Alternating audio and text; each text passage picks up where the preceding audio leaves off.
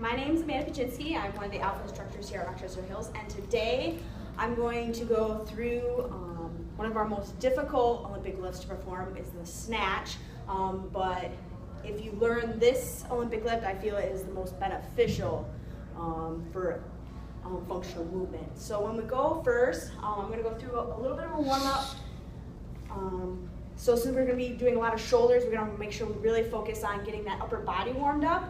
What I have here is a PVC pipe. We're going to do some shoulder dislocates, just over and backs. And then we're going to do some around the worlds.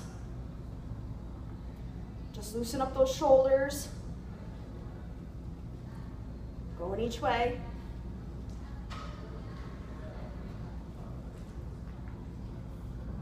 Then a couple, since we will be doing it's a total body movement, we will be focusing on our lower body as well. So what we're going to go into is some yogi squats. We're going sitting into the bottom of our squat, pushing against our knees, stretching out. I also sometimes like to do some hip hinges where we're extending our hamstrings and going back into our squat. Now, typically, around 5 to 10 minutes of a good, nice dynamic warm-up to get those muscles warmed up for the type of movements in this exercise. We'll take our PVC pipe again. Before we do the snatch, one important functional beginning lift everyone should know is the overhead squat. Before you go into the snatch to take it on, everyone should be able to perform the overhead squat safely and effective. When we're doing this, hand positioning is closed, wide grip, and pronated. I like to do when you're looking at elbow positioning. There's kind of a couple different ways to look at it, to measure it. You can do upright, elbows 90 degrees, and take the distance from elbow to elbow. You can also think of itself as like a goal post and widen that way for the distance for your hands and your elbows. And we're going to look at feet between hip and shoulder width apart, toes slightly pointed outward. Okay.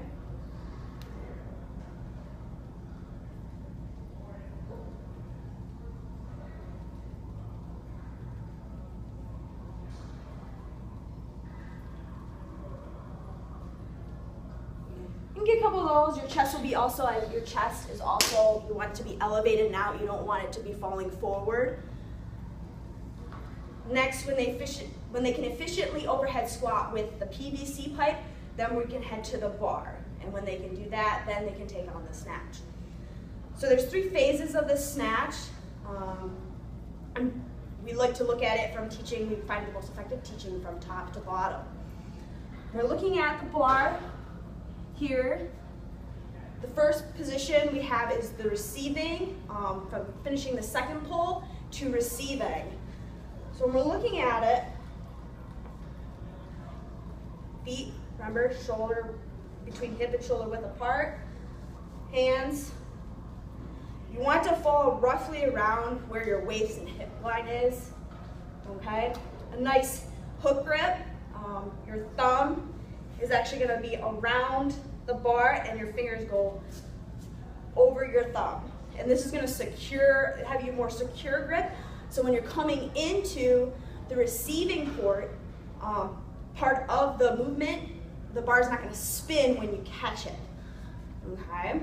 So we're doing the second pull. When you get to the highest point of your shoulders, that's when you're going to pull your body under the bar, and you're going to get under the bar, and then you're going to stabilize the bar above your head. Once you have that balance, you're going to stand up and stabilize the bar. That's the start of, that's from the second pull to the receiving. So when we go to the second pull, so we're starting at mid-thigh, to this end of the second pull, that's where you're gonna see your explosiveness. And that's also where you're gonna see triple extension. So your triple extension, you grab the bar, that's where you're gonna see extension of your knees, your hips, and also plantar flexion of your ankles. This is gonna dynamically help move the bar from underneath your hips to above your head.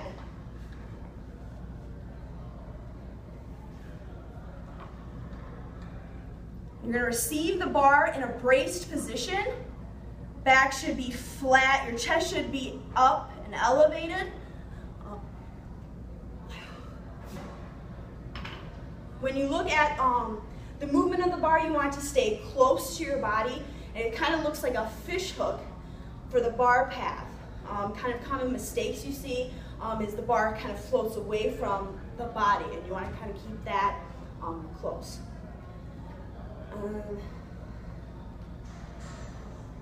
So the first pull, I don't have any weights on there, but this is going to be from the floor to the second pull.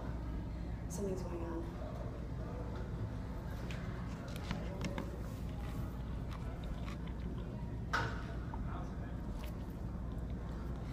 You're still good. Okay.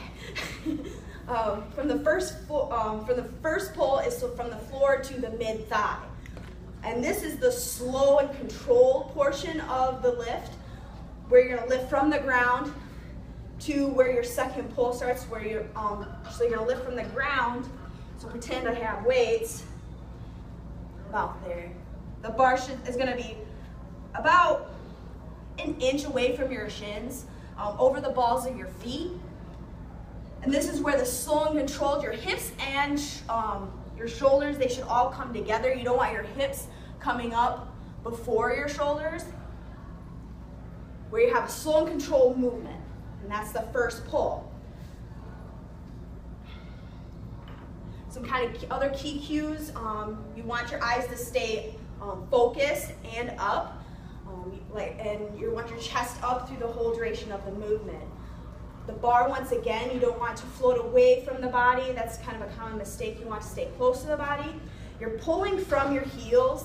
You don't want, when you're landing, you don't want it forward. You want your weight all on your heels and loose elbows. So when you're doing that extension, your elbows should be coming to your side and then fully extended at the bottom of the movement. Like I said again, along with some couple other mistakes, some people, they lift with too much arms. So pretty much just doing a muscle snatch, which we'll get into. They jump forward. And hard hip contact, so that's going to cause also the bar to float away as well. Couple auxiliary movements that will help with the snatch lift is the power snatch, where you're taking the bar from a full position to the floor and you're coming into a quarter squat above parallel. Another one we have is the hang snatch. We're pulling from the second pull into a snatch. Another one we have are the snatch pulls, where you're coming from the floor and you're just going to the second pull. Another one of my favorites is the snatch grip deadlift. It's pretty much just the same as a regular deadlift, except your grip is a snatch grip as well.